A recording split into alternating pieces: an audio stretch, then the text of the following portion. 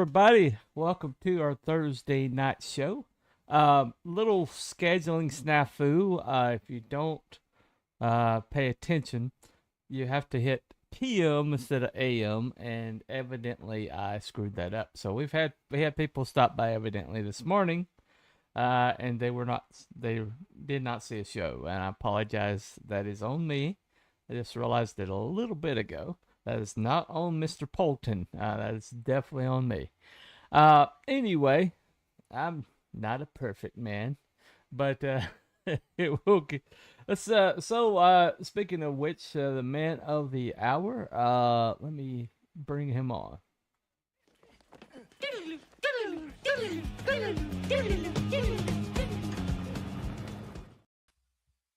Welcome to the show.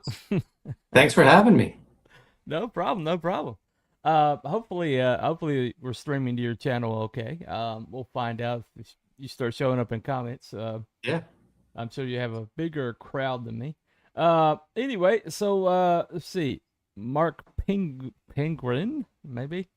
Yeah. So it's one of your, yeah. So he probably stopped by this morning going, what the heck, man? You know, so yeah, that's on me. That's on me. Past Master Dan, LOL. I guess he was here too. And hello, from John's Loan Box. Awesome. I was taking a look at your website. Let me bring that up, and you got quite. Let's see. Here it is.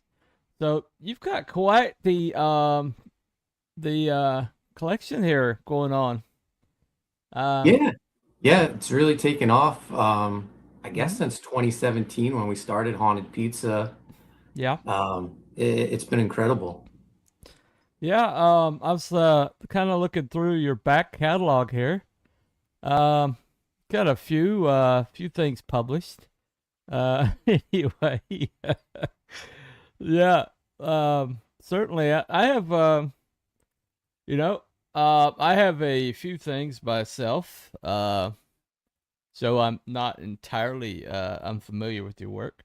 For some reason it doesn't set that as a default, but you're since this is with your son, I thought I'd bring up these things right here. You know, And got nice.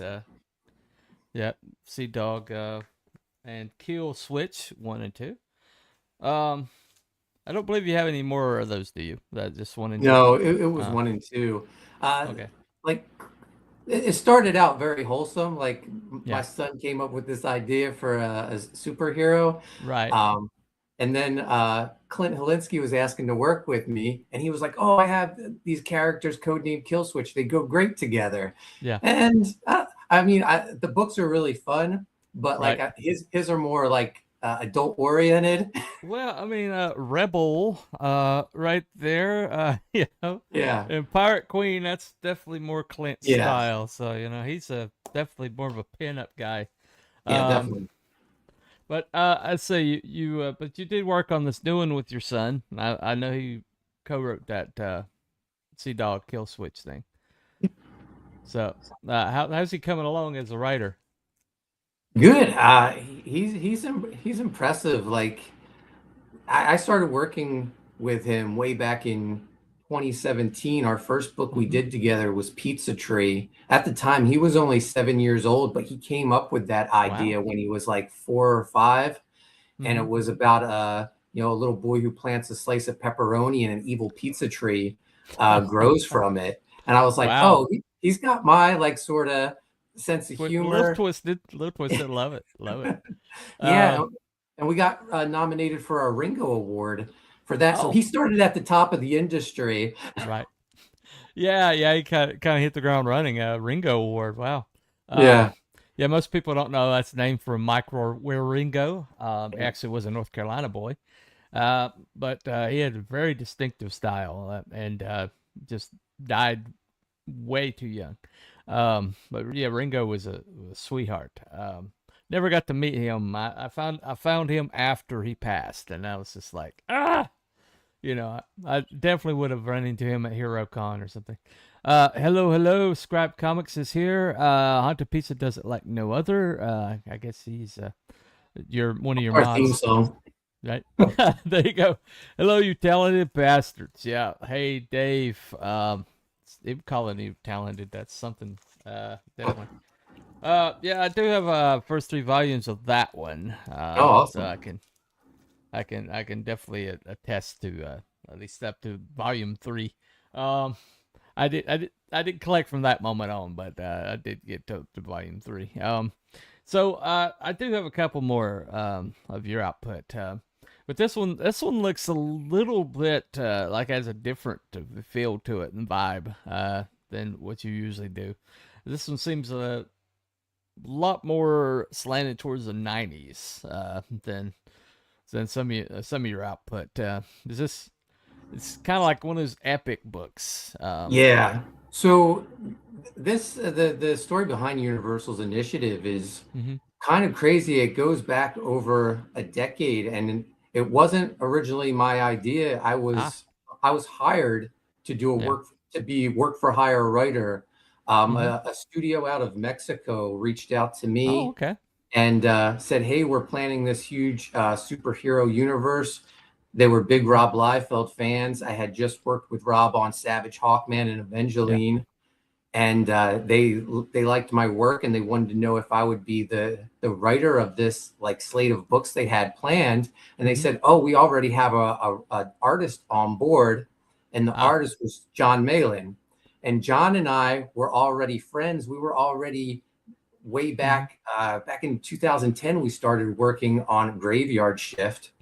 Mm-hmm. So John and I had gone way back. We were currently working together, but I had no idea he was working on this Universals project.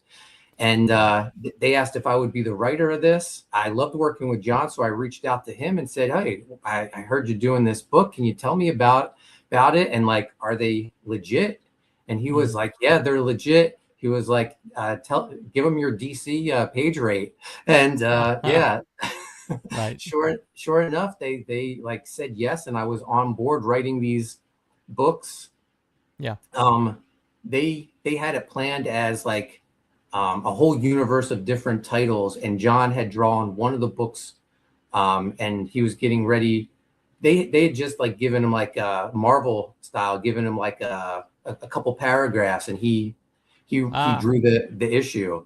And the same with the second title, and then they handed him off to me, and I crafted a story out of these Yeah. pages. And they had these big plans. They had hired a second artist to draw the third book. They paid Mm-hmm. him in advance, and unfortunately, he didn't deliver any pages. Wow. And the project sort of stalled for a while, and there was false starts every now and then. They would like reach out to me and say, "Hey, we're getting ready to start again," and then COVID happened, and Yeah. then that really set them back. The guys who own the studio, the one owns a chain of restaurants in Mexico called Comic X. They're superhero themed restaurants. Ah. Wow. So all these characters appear on their menus. They have a life-size statue of the leader Aguila welcoming you into the restaurant, and then Mm-hmm. the other owner is an architect. He built all those restaurants, but once COVID happened, he was busy building hospitals all over. Ah. So it just sort of fell by the wayside, but the one owner always kept in tabs on what I was doing, saw all the Mm-hmm. success John and I were having on Graveyard Shift, and I always loved the work we did. So I reached out to the one owner, Hugo, and said, "Hey, if you are never going to publish this, what do you think about me acquiring the property, and I'll redo it and give it a proper release?" And the owners Mm-hmm. loved that. So I acquired, at the time it was called Universals. I soon found out someone beat me to the punch in the States and released a book, Universals. So I changed the Mm-hmm. name to Universals Initiative. Initiative. Yeah. Mm-hmm. And it's planned as a 3 book series, Okay. Universal's Initiative, Universal's First Strike, and Universal's War. So I have, it their idea didn't really translate to what I had in mind. Yeah. A whole bunch of separate releases. I like to Mm-hmm. do graphic novels, so I decided to break it up into a 3 book series. I Right. rewrote it, and that's where I brought my son in, and I had John's pages recolored, relettered to go along with the new script. But I still felt Okay. it didn't work. It didn't quite work as a single release, so I brought in Dan Dahl to draw a whole new opening Oh, to the okay. book. I hadn't Yeah, heard that name in a while. yeah, formerly known as Booty Juice way back in the Yeah, day. yeah, I know. Didn't he have like a cancer scare a little while ago? Oh, I'm not sure about that. I know he was Oh, okay. doing he does some books for the Zaid brothers. Okay. Well, I Yeah. mean, he does a woman's breast like nobody. I mean, he literally has a character with three breasts. I think it's Goblin something other, Goblin Girl, I think. Um, Oh, yeah, you're Dan. thinking of Dan Plagle, not Dan Oh, Dahl. Plagle. I'm sorry. Yeah, I'm sorry. I got this mixed up. That's my yeah. fault. Yeah. Okay. Okay. Gotcha. My apologies to both Booty Juice and Dan Plagle. My apologies. Uh, I did notice that you did kind of have like a big team that was popping up in Volume 3. Is that the same guys? No, no. So Oh, okay. with team three of Graveyard in volume three of Graveyard Shift, Yeah. we introduced uh, Brahm and the Monster Hunters, and Oh, then okay. eventually in like one of the supplemental books, we introduced Omega Mhm. Storm. This is separate from Graveyard Oh, Shift. okay. Yeah, my bad. I guess I'm two volumes behind, so Yeah, that's why I just that's on me. It's on me. yeah, no I problem. need to get caught up. Uh, but anyway, so let's take a look at your campaign here on FMC. Let me see. Yep, bring it up right there. So here we go. Um, I like it's a very well put together campaign. You've done this before, evidently. I Maybe just finished fulfilling my 30-second campaign across multiple platforms. So there you yeah, yeah, go. Wow. I know you did Wrath and Pain on FMC. Is that the yeah. only books that you've done on FMC? Universals and Wrath and Pain. Uh, no, no, I did a volume of U.S. Assassin Oh, on my okay. That's comic right. book. Oh yeah, I saw that. I saw that. My fault. So this is the core team right here. Yeah, so this Um, is actually so the mhm, big red guy. He's one of the main yeah. players in the book. It's such a great. It's a double page spread in the book. It's such a great image. His Wow. name's Atlas Bloodgore, Yeah. and those guys actually with him Mhm. are a group of villains in the book. They're at the Oh. time Atlas has a checkered past, so he becomes spoilers. Mhm. He's one of the main universals who fight these characters and some of our others going into this story. Oh, okay. Okay. Yeah, that's a bit of a flashback, that image. Oh, gotcha. Yeah. Okay. Yeah, you had a big group, um, like page down towards the bottom. Yeah, That and I these guess. are pages by Dan Dahl, and then Mm-hmm. we get into the John Malin pages right here. Ah, right. Yeah. Yeah. It's definitely. Yeah, that's definitely Malin. Um, he's has a very distinctive way of drawing noses. I don't know if you noticed that. Yeah, yeah, and this is when he was fresh off Youngblood Mm-hmm. back in I guess 2011, 2012. Right. He calls it his pinhead era because he says he was drawing characters with smaller heads, but I don't know. Yeah. I just love it. It definitely has like you could tell he was fresh off a Liefeld book with this, Oh yeah, definitely Livefield esque. I always thought especially with the the character designs on this. right. Okay, this is the picture I was talking about. Yeah, Uh, so that s- mhm, this is it's a combination of our heroes and villains. mhm, The covers split on the left side, all the heroes. right. On the right side, our villains, and then our our main character who sets things in motion, Nucleo, right in the dead center. Ah, right. Yeah. You always got to have your mule. You got to have your lead character. This is a cool Atlas Yeah, so book stuff. this cover, this is by Joe Bennett, who I worked with on Savage Hawkman. Uh, Right. Joe is one of my favorite artists in comics. I love what he's doing Mhm. with Horseman over on Ripperverse, and I Yeah. reached out to him and asked if he would do a cover Mm-hmm. for me. First, I asked him if he still remembered me because Savage Hawkman was quite a while ago. Right. And he was like, of course. So yeah, this cover is awesome. Inked by Shelby Robertson, colors by Yeah. Dan Kemp. Shelby Robertson. It's I can't remember the name of his, but he's got a really cool comic too. Oh Um, yeah, Ragetality. Rage Yeah, Tality. That's it. yeah. That's it. Uh, I mean, when Joe Bennett, I heard that Joe Bennett got canceled off of Salvage. I'm sorry, Immortal Immortal Hulk. Hulk. Yeah, I was like, he's freaking Joe Bennett. How in the world can you cancel him off of anything? And it's like, oh well, he liked a tweet or something, and it's like they canceled him off a book, and I was like, holy crap, it's Joe Bennett, you yeah. know? I'm not really sure. I don't really keep up on all the current Yeah. events and canceling and stuff. Well, you're better off probably. Yeah, Yeah, it was a minute. I was like, now he's free to do whatever he wants to, and you guys are going to yeah. regret this I think decision. he's doing some of his best work too right now. Yeah, yeah. Well, when you're yeah, this is Rotten Pain and grave graveyard shift. Yeah. Yep. Okay. Um. Well, I mean, the thing about the quote unquote canceling of artists is they don't understand that they essentially set them free. Yeah.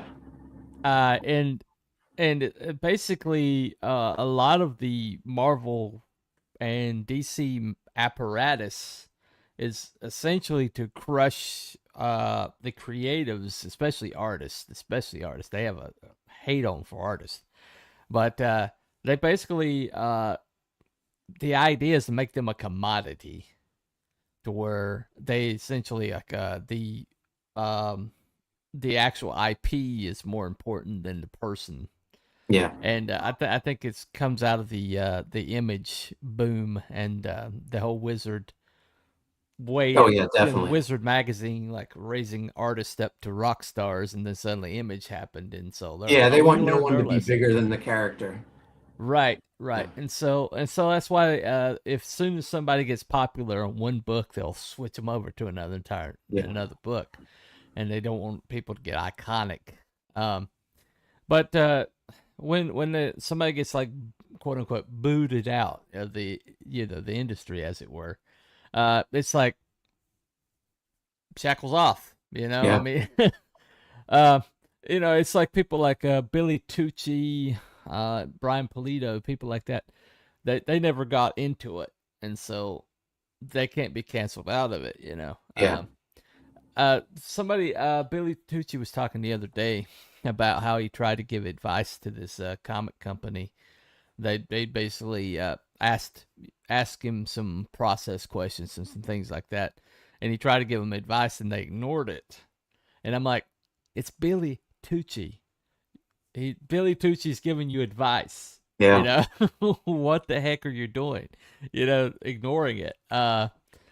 But that's one thing that I think that mainstream comics, the reason why they're dying is because the IP, basically, the IP and the creators were always like the secret sauce was pairing the right creator with the right IP, Yeah. and then leaving them on it long enough to have them work it out. Really, especially a writer and artist team, if they're like cooking, you leave them, let them cook. Yeah. um I was watching something on a gosh, what is his name?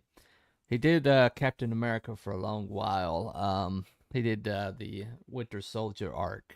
Starts with a Oh, Ed Brubaker? Ed Brubaker, and how they kept moving him away from the artist that he's currently with, right now, Yeah. and they kept trying to like take him out of the crime area, and crime is like the mystery and crime is kind of like his thing. I mean, the whole Winter Soldier comic was basically a crime novel.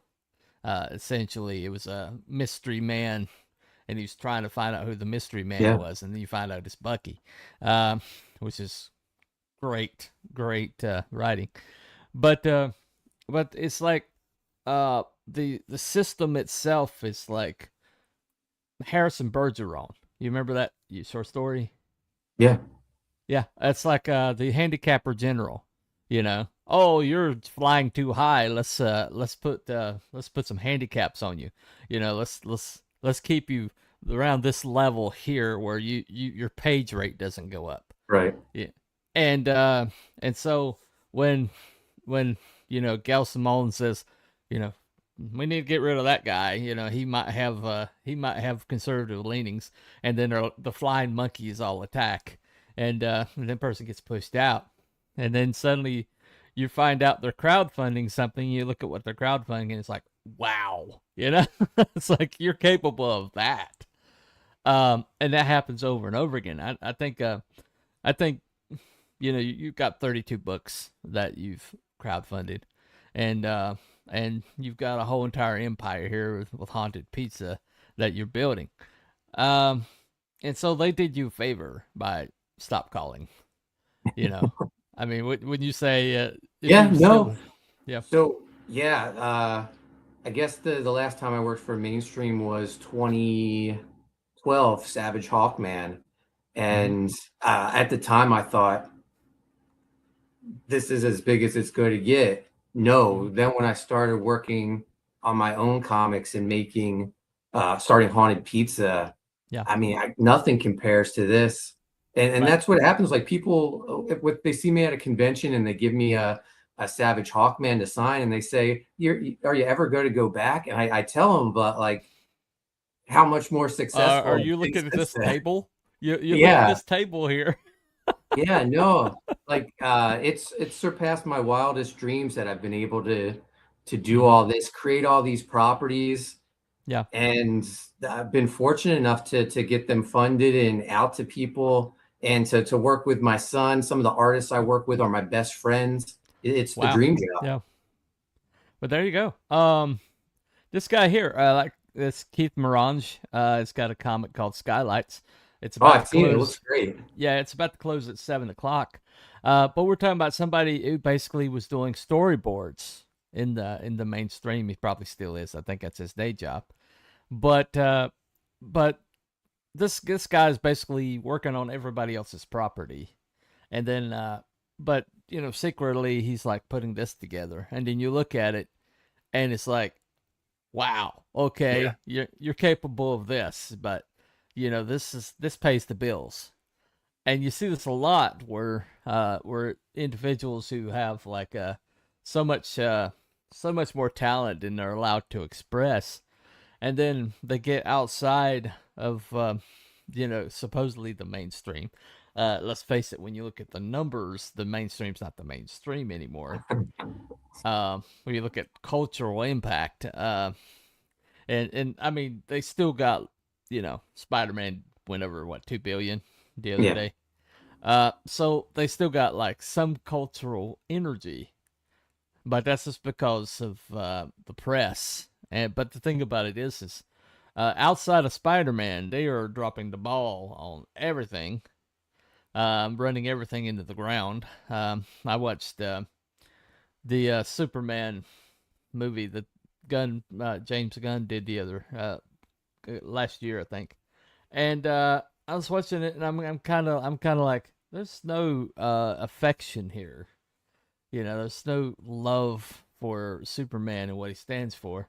It's like he's getting beat up all the time. This is Superman. What's he doing getting beat up all the time? And it's like, well, he's wanting to make him vulnerable so people identified with the original Superman movies, but and Christopher Reeves was iconic. Uh, and it didn't matter that the guy could lift the San Andreas fault, evidently.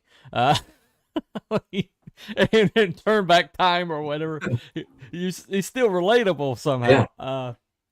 And so, that's at the end of the day, everybody's looking for humanity, and looking for people who uh, they can aspire to, or people that make them feel like, oh yeah, I got the same problems, and if I had superpowers, I would still be, I would still have the suffering that I do. And somehow that encourages you, because you always feel powerless, and it's like, well, even if I did have powers, I would still be here, and there's some kind of like encouragement to that. Yeah. That is, I'm not like insufficient. It's just, this is my current situation, and that can't be understated, I don't think. So what is the favorite characters that you've created in this run as an independent comic creator? Oh man, I would say my favorite is probably U.S. Assassin, Ah, and close behind Ride and Pain. mm-hmm. U.S. Assassin, just like, it's everything I loved about when I first like experienced like fandom, like comic books. Right. G.I. Joe was the book that brought me in. Mm-hmm. Started watching movies in the 80s, canon films like American Ninja. There you go. Um, and act when we had action heroes like Yeah. Sylvester Stallone and Arnold Schwarzenegger. So I like don't know why combine that. people don't talk about Cobra more. Oh, Cobra's Cobra great was a movie. superhero. I mean, he was a superhero, man. Um, so it's like it's that love letter to that era when Yeah. I first like started loving comic books and movies Mm-hmm. and cartoons. So that's a lot of fun. And then Writhe in Pain, working with Chris, that was an idea Chris had, and Yeah. he asked me to if I would want to be his partner on it and write it. And the Right. characters just spoke to me so much. They looked like those 90s image horror books like Yeah. Spawn, Creech, The Right. 10th, stuff like Oh, he has a that. lot of Spawn in it. A lot of Yeah. Spawn in it. Yeah. Yeah. I mean, I showed my letter or an issue of Spawn and said, let's do, let's do this when we're lettering the book. Oh, okay. Well, Well, so the what's chains. I mean, there's a lot of chains, Yeah. and Well, so what's funny is mhm. there was a Spawn Con a couple years ago. Yeah. One and done. It took place in Colorado, and Tom Oh, Orzechowski was there. wow. Uh, and I showed him a copy of Writhe in Pain, and he went through the entire book and like Wow. critiqued the lettering, and he would like point out the things that he loved in the book. And Yeah. I was thinking, it's because I ripped you off. Like Right. you're the best letterer around. Yeah, it's like wow, whoever did this is an incredible letter. Or we kind of like, well, we kind of like, that's yeah, it's gonna Yeah, fit your taste, I think sir, he for a knew. I reason. mean, I Yeah. told him like, we loved his work and that's the vibe we were going for. But Right. oh, he was so cool. He was like he said to me, he goes, I wished we lived closer so we could just like hang out and talk lettering. I was like, Right. that'd be Right. amazing. There you go. There you go. Well, I mean, a lot of that, things like Writhe in Pain, or that. I mean, you could tell the passion that the that Chris has for that book. Yeah. Just in, you can tell when somebody's genuinely doing something they love, or by characters they genuinely have affection for, and you can tell when people are just like, it's a paycheck. Yeah, And no, those were characters that Chris had for a while, and he right. just for whatever reason couldn't get it off the ground. Originally, the book was called Saving Grace, and Ah, he brought me on, and once I started like coming together with some ideas, the main characters were Writhe and Grace, and I was ah, like, man, it's right there, like Writhe and Writhe in Pain. Pain. Yeah. And I said, first thing I want to do is change the name. And he was like, oh, really? And then I told him the name and it like clicked with him. And he was like, yes, let's do it. There you go. There you go. Yeah. Names, sometimes names just come to you. My community service book is. I was thinking about this uh like this organization is trying to uh basically restore superheroes back to society that have kind of like fallen out of favor, and uh, and I was just sitting there one day, and I was like, I mean, they're just sitting around doing community service, and it's like, ding, it's like, holy crap! And then you got the double entendre of like, well, Yeah. they're serving the community as heroes, Yeah. and it's just like, bam, and when you have that moment, it's just like electric. It's like, wow, it just opens everything up. Yeah, no, I'm a big names guy. Like I'll build a whole book around a name. That's how great I Yeah. first came up with Graveyard Shift. I was like, that would be a great name Oh for a yeah. team book. Right. And I was like, well, what is that book? It has to be a horror book. Well, And I love Universal Monster Derivatives. yeah, I have a few of my own. yeah, Everybody. I think anybody that loves like classic horror has yeah, like a derivative somewhere, yeah, of But course. that's the stuff. Renfield's my favorite character. You know, I would have got to volume 3, but I was kind of like hoping that he'd be used more, and I was like, come on, man, Renfield's right there. That a spirit AI, the spirit of Yeah. a dead man as an AI, and it's just like it's awesome. That's an awesome idea. Um, and especially calling him Renfield, and you got the whole Bram Stoker tie in there. Uh, but yeah, let's play your trailer here, Sure. right quick. So this is trailer for the Universal's initiative. Let me go ahead. And we'll go widescreen on that. And here we go.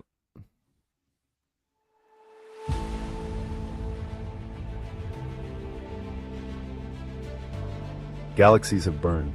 Worlds have fallen. Now, Earth is next. This summer, prepare for Universal's initiative, the biggest independent comic event of the year. A brand new superhero graphic novel series where ancient mythology collides with cosmic warfare. Written by the award-winning father and son team of Mark and Chase Polton, Universal's initiative is the culmination of years of world building. Introducing the secret city of heroes known as Lumakenael, where the mighty Universals stand as Earth's last defense against two immortal conquerors who have spent centuries destroying civilizations in their search for the mysterious Life Stone. Leading the charge is Aguila, commander of the Universals, alongside unforgettable heroes, powerful villains, and the mysterious Atlas Bloodgore, a former galactic conqueror searching for redemption before the universe is lost forever.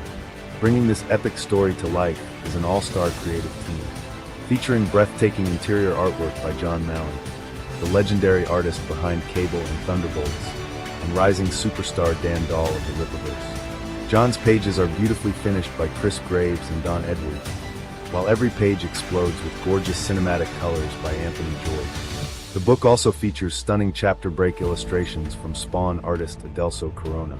Choose from incredible covers by Joe Bennett, Deborah Carita, John Mallon, and an oversized deluxe edition featuring an exclusive cover by comic book legend Rob Liefeld. This is more than a comic book. It's the launch of an all-new superhero universe created by creators who grew up loving comics and wanted to build the kind of epic adventures they always dreamed of reading. Universal's initiative arrives this summer. Join us from the very beginning, because when galaxies burn, heroes unite, legends begin. That is cool, man. Thank you. Yep. Yeah, I like that idea. It's like, well, we grew up loving comics, and well, suddenly comics doesn't love us anymore. And so what are we going to do about it? Are we just going to stop loving comics, or are we just going to walk away from away from the art form, which a lot of people have done? Yeah.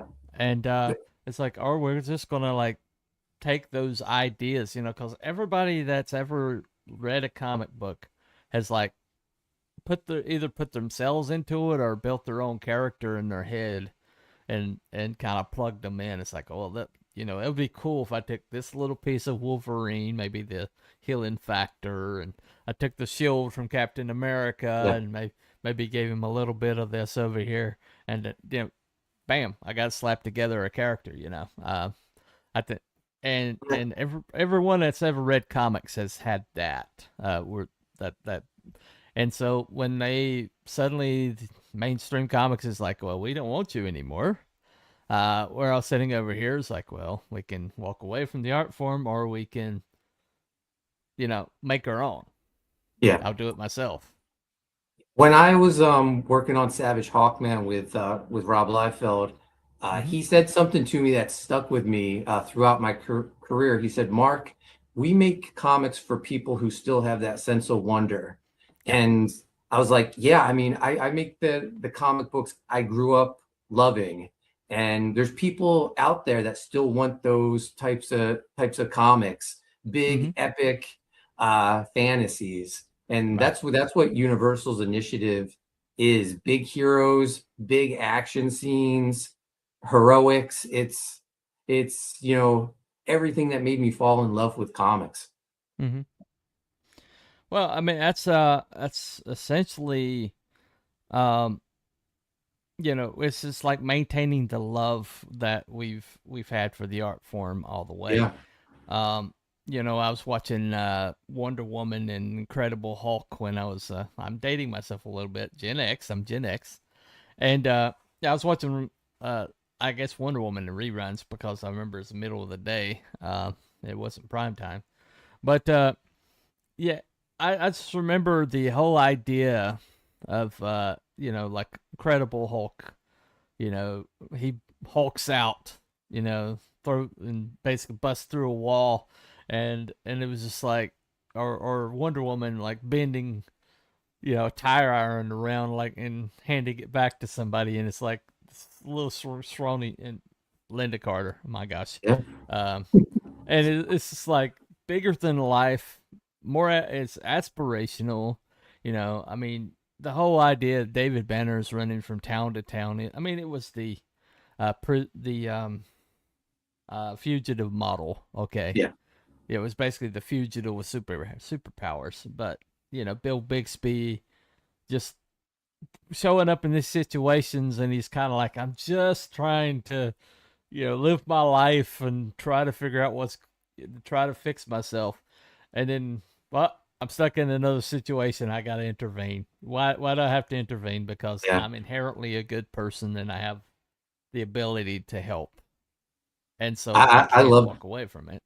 I love the Incredible Hulk TV show. I would beg my mom to let me stay up to watch it. Yeah. And I was so scared of the transformation, I would hide behind Oh, her. really? Yeah. It was pretty scary. I mean, I'm not gonna And lie. it's the eyes in the transformation like Yeah. freaked me out. Yeah. The funny thing about it is, I found out later that Ted Cassidy, the guy that did Lurch, was the voice of the Hulk. Oh, But they wanted him to be the Hulk at first, but he looked too skinny to be the Hulk, and then he happened upon Lou Ferrigno in the Pumping Iron documentary, and they're like, "Whoa, that guy!" And but they loved the way Ted Cassidy like voiced the Hulk, and so they kept Ted Cassidy's voice because that whole lurch, that low yeah. rumble, and they kept for the Hulk. Oh, I had But no idea it was him.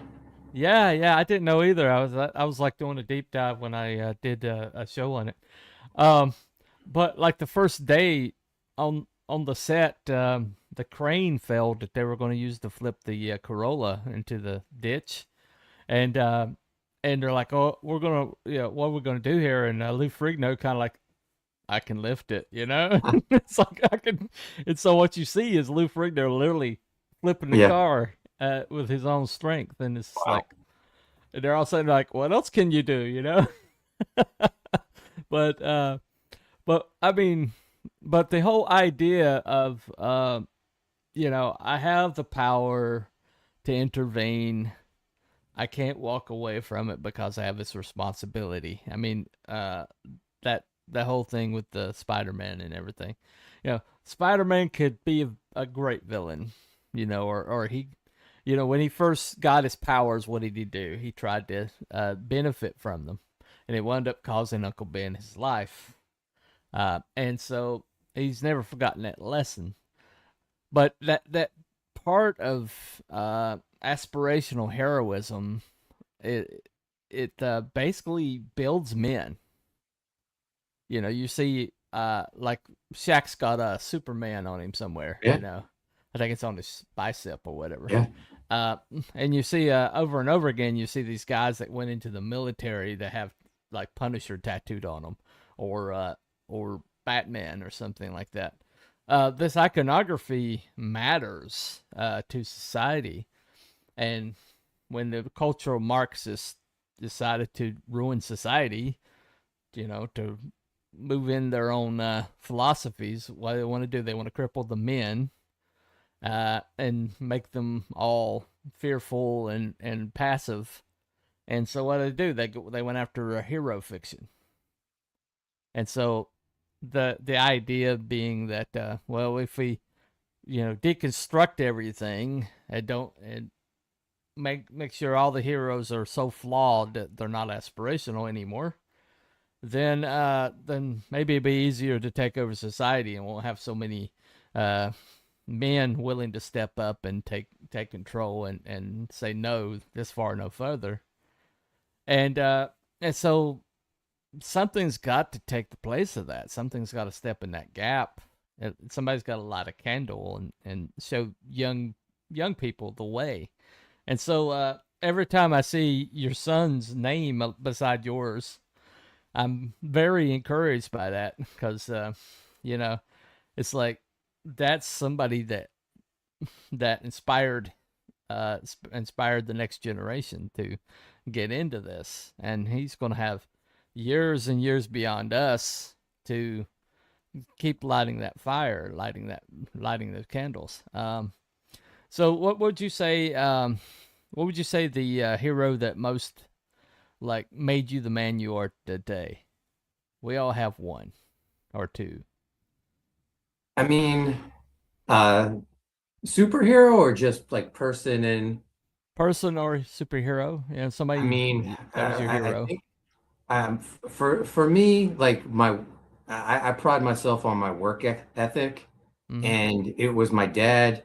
Ah, He was a foreman in a factory, went to right. work every day, even like if he was should have been in the hospital, he was Yeah. still there, and he instilled in me a work ethic Mm-hmm. that I work a 40-hour day job, and then I put in probably another additional 40 hours in haunted pizza. Mm-hmm. I try to Universal's initiative, the book's all done. There Oh, there won't wow. there won't be a wait. When the campaign ends on September 23rd, it goes Yeah. to print. I understand crowdfunding is to give the artist money so they can survive while they work on the book, Yeah. but I don't like that hanging over my head. Right. So I'll invest my own money and hopefully I can recoup it, when the book. But yeah, my dad was a huge Hmm. um, influence, giving me the work ethic that I have today. As far as superheroes, I mean, G.I. Joe, the real Cool. American hero. Mm-hmm. That's what got me into comic books. And, you know, America, good Mm-hmm. versus evil. It's right there. I mean, it hooked me. Well, over there on the wall, I've got my shipwreck shrine. Okay. Okay, so I get it. I don't know why shipwreck always appealed to me. I mean, he's kind of a scoundrel, but Yeah. he's got a redemption arc there that I Yeah. really enjoyed. Uh, this guy says project looks great. Rick Sailor But saying sup, T Bunny. separate. What's up, man? Good to see you. Um, yeah, like when you say factory foreman, the guy, uh, my best friend that we were kind of like joined at the hip for like 15 years, but he started his college late in life because he ran around all America being an actor for a long time, and then acting dried up, and so he pivoted. But Yeah. he started a job like his dad was a factory foreman at a weave mill, and he learned from his father a lot like you described, Yeah. and he for in 10 years of actively working, he saved up enough money to buy this house, and he on his deathbed he's like, I just bought a house, will you live in it for me, because I'm not gonna make it.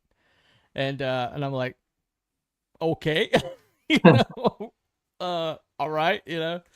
And but we're talking about that work ethic, you know, that he had. I mean, he went from you know, going back to college late in life to leading up their whole entire CAD program at this ever expanding furniture factory, you know, and he, of course, when his whole when he was we were lived in the same. Basically, the reason he was able to save up all that money was because he was living in my with me, and I was paying all the bills, and he was just like socking it away. I didn't know how much he was socking away. I didn't Yeah. ask, but then he's like, "Oh, here's a house," and I was like, "Oh, that's how much you were socking away." Wow. But yeah, but I mean that kind of work ethic that can take somebody from that late in life. But that just very inspirational for me. But you know, I mean, ordinary humans can be superhuman. I mean, there's people every day that do things that are kind of like, is that possible? You know, you read the story about Audie Murphy standing in a tank destroyer that's on fire, firing a 50 caliber at Germans and killing about 50 of them while he's calling in airstrikes on, you know, to Yeah. keep them back. And then what happens? Oh, he ran out of ammo, so he crawls away from. He starts walking away from it to his men, and the thing blows up behind him, you know, after he got off of it, and he's like, "Let's go push him back." I softened him up, and they're kind of like, "I will follow this guy into the pits of hell." You know, this is. It sounds like I'm being outlandish, but this is actually in the Medal of Honor documents that he did this, Yeah. and from eyewitness accounts. But that's this little tiny Texan dude that, you know, actually lied to get into the army, and and he did all this like 1819 or something. And but I mean, humanity has these qualities in them. Yeah. Uh, No, my brother, he's a retired state trooper. oh He would wow. when he first started the Hmm. job, he would tell me stories, and they were real stories, but they sounded like they were right out of an action film, chasing Right. people through Yeah. people's houses, Hmm. you know, going down dark alleys, and you know the person in there has a gun. Wow. It's scary stuff, and that's what he did Hmm. for a full career. He just retired a few years ago. Right. It was inspiring stuff. Oh yeah, absolutely. But you know, I mean, this is like, you know, I think Jordan Peterson was talking about this, but young men have to be built. You know, women pretty much they kind of age into their maturity, but young men, they essentially have to be taught how to be a man. And so the hero fiction is so vitally important to that, and especially superhero comics, which is our Odyssey, you know, our Iliad and our Yeah, Odyssey.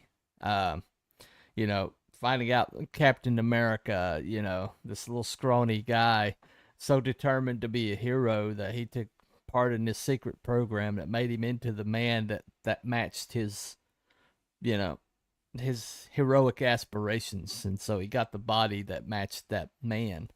But he's still at his core, he's still the kid, and so he's still humble about it. Still has that humility. Perfect. The way they did it in the movie was perfect. Everybody that loves Steve Rogers is kind of like, that's Steve yeah, Rogers. Oh my gosh, you know. Um, but it's it. You got to pass these stories on. You got to, and if they won't pass them on, you've got to create new stories that take the place of it. And and so anybody that's lighting that candle, and you've set up, you basically lit a forest fire. I mean, you got 32 titles. That's that's insane. I mean, there's comic book companies that don't have that many titles out. So I mean, that's off too, thank you. to your work ethic. Um, so this Universal's initiative, you kind of take over the IP, and you've got 3 books in mind. Um, so if when somebody jumps onto this universe, what are like the very distinctive characteristics that they're going to find? What are the selling points? So I think like at least for me, I've never seen like a group of uh heroes like the Universals. It's a lot of Mayan based Ah, heroes. okay. What so originally when I was hired to do this, it was a studio out of Mexico. So Oh, they right. were Mexican heroes. Yeah. But when I was working on Savage Hawkman, I was coming up with this idea for a character I wanted to introduce that I never got the chance Mm-hmm. to pitch, called the Mayan. Right. And when I was rewriting the Universals and trying to give like their Age of Heroes a birth, like where did it come from? I was Right. like, oh, I remembered the Mayan. I was like, that would be perfect to be Yeah. the starting point for this universe, and Mm-hmm. it grows out of uh, the Mayan mythology. So Mm-hmm. I feel like there's very unique looking characters that you really don't see a lot Right. in today's books. Plus, it has that old school '90s Well, excitement Atlas to Blood it. Gore. It's very, Yeah, very 90s. I mean, and it's so on the. That's all like. Boop. Yeah. Okay. yeah. So that's one of the changes I made. Originally, the character was called the Croc, and uh, I told him, I was like, it doesn't really have the same connotation in in right. the U.S. Right.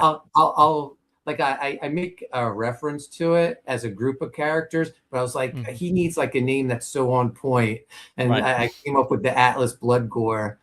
Well, And that sounds like an ex-despot, or a yeah, current despot. That really does. I was like, and that you know, checks. That checks. Yeah. Mm-hmm. John's character designs, like I said, it's straight off his Youngblood run. Those Right. characters, all kitted up and geared. You got the double swords on the back. Mm-hmm. Um, like even Rob doesn't do that as much now because he streamlined a lot of his Right. characters, and uh, they don't wear as many belts or straps or pouches as Right. they used to. Oh man, he used to have a lot of pouches and belts. Oh my gosh. I mean, Um. it was cool seeing those characters kitted up. I was like, Yeah. how do they stand with all that stuff? But they're so, Right. mountains of men. Of course they can stand. Right. They're heroes. Exactly. Yeah. I did notice that influence Shaft. Shaft's like half helmet thing. Yeah, Looks like Shatterstar or yeah. Shaft kind of thing. I was like, yeah, that's very Liefeld. Very Liefeld. Well, I mean, it's really cool to see this like taking off like it has. I think you're about to go to Kickstarter in a week or two or something like that. Yeah, we're going to launch on Kickstarter tomorrow. Hmm. I wanted to start on Fund My Comic because I'm a Okay, supporter of the absolutely. platform. Yeah, we Yeah, appreciate I that. love what you guys are doing. I especially love that you started the Fund My Comic Arena. Thank you for having Hmm. me on. So I gave it a month-long run. It's going to continue on Fund My Comic, and now we're opening it Cool. up the last month on Kickstarter, see how it does. But Hmm. like I said before, I want to reiterate the book's all done, 64 pages. It's all been drawn, ink, colored, lettered. Wow. The print file's being prepped now. So when the Hmm. campaign ends September 23rd, one of the great things about Fund My Comic, you get the money as the campaign goes on. So I have the Right. funds that I can just place the print order, and it'll be showing up to people as soon as October. There you go. Absolutely. Um, and Luke Stone announced today that we've got some mass market and some integration things that are going to come up where we can use multiple different pay possibilities. People can Awesome. choose to, and yeah, also integrating things that we haven't been able to do before, and it's all going to be go. It's currently it's not baited, but it's like there's a shadow uh server going on right now where they're debugging and kicking the tires on it, and as soon as that's ready, they're going to migrate everything over. They're not sure what that's going to affect, but there's a lot of things that people have been asking for that we're going to be able to offer, and it'll be very shortly. So within the Awesome. next month or so. Yeah, well, that's great to hear. My next 6 books are already done, so Awesome, awesome, I'll be awesome. using the new site. You, I've got a book that's been in production for like 3 years, and you're like just popping them out. It's crazy, man. Uh, my hats off to you. My hats off to you. Thank you. I appreciate it. But anyway, so keep Haunted Pizza in mind. Check out that website. It's hauntedpizza.com, I believe. HauntedPizzaLLC.com. LLC.com. Yeah. Yep. Okay. And you'll find everything that they've currently got in stock, waiting for you. This book is done back today. Or good luck with Kickstarter getting some of the more normie traffic, which is on Kickstarter.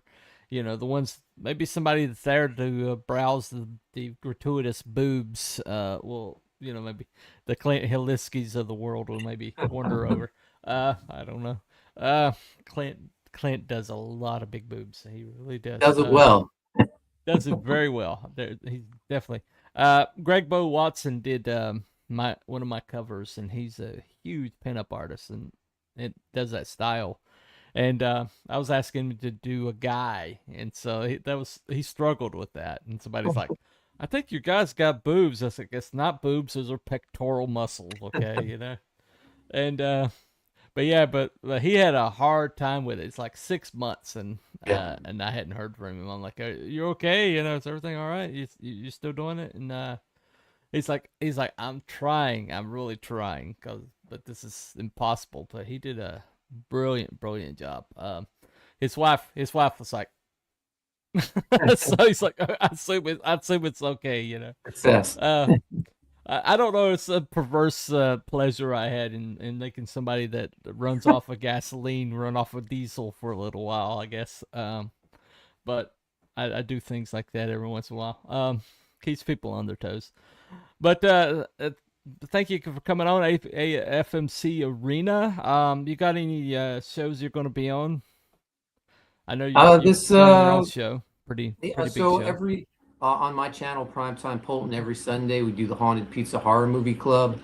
This week wow. we're talking The Boy from Below, which is a new horror movie that actually features Writhe and Pain artwork in it. Oh, so wow.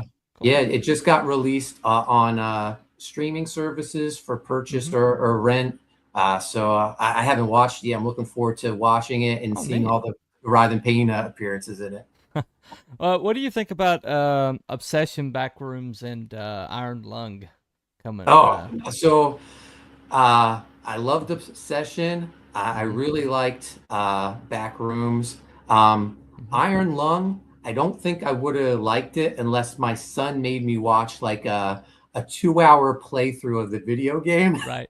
And I knew what I was getting myself it's into. Very niche, yeah. Yeah, I don't think other people, normal people who went into it, had no idea what they were getting into. But I respect it. I love DIY, anything, comics, films. So my hat's off to Markiplier for doing that. Well, I mean, all three of those movies were put out by YouTubers. Yeah. And all three of them from completely outside the system, and all three of them made back their budgets like 6 times over. Yeah, so it's inspiring. It's very inspiring. I mean, it's a revolution essentially happening under our nose. I mean, Obsession was like pushing out a Disney property. I think it was Mandalorian Grogu. Yeah. And both Backrooms and Obsession were like at the top of the charts, while Mandalorian and Grogu was like in week 2 or something like that. Yeah. And so it's a sea change that's happening, and it's just like it's exciting to be right on the edge of the mainstream is just like losing their grip, and people who have been kind of like I guess marginalized and pushed to the side, who are actually fans of this stuff, actually supported this stuff, actually kept it going for decades. And we're told you're no longer needed because we have this ESG money. We don't need you anymore. We're going to find this other audience that doesn't exist. And so it's like, well, you just stay over there till we need you.